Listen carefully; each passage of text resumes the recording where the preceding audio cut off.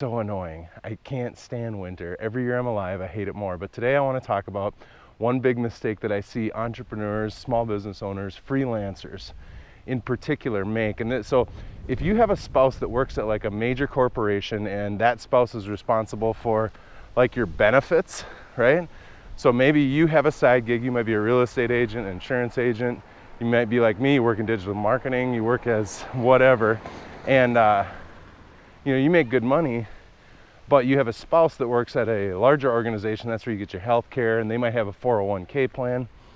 One of the major mistakes that I see that gets made is that people will use, even though they have 1099 income, even though they have self-employment income, they'll use a traditional IRA or they'll use their spouse's 401k, okay? I just want to tell you what impact this makes. You may be rolling your eyes right now, but I'm telling you, if you make any 1099 income, that income is the most tax-advantaged income that you can use when it comes to investing. You should be very wise when you do this because you'll be able to avoid a ton in taxes if you do this right. So right off the bat, remember, if your spouse is at a bigger corporation and they have some sort of benefit where there's matching, you obviously want to invest up to the match, right? Double your money right away. That's a no-brainer. But after that, it probably makes very little sense for you to use an employee contribution for your spouse because those wages that they invest, even into a 401k plan or a traditional IRA plan, are essentially done after self-employment taxes. So for them, it's after they pay their 7.65%, right?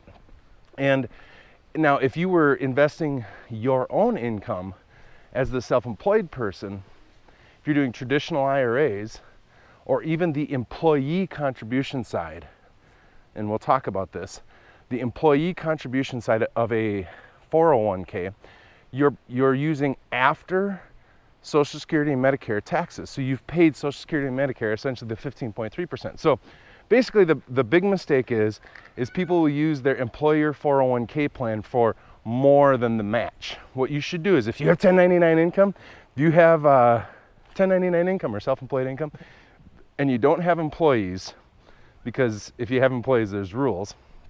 But if you don't have employees, what you'll want to do is use a SEP IRA or a solo 401k. And I know people kind of blast past these because they're not that exciting, but just for example, if you were using a traditional IRA and doing like a $5,000 contribution into a traditional IRA or even into a 401k above and beyond your employer match, I mean, you would be essentially getting a 15.3% return right away if you used your SEP or your simple IRA.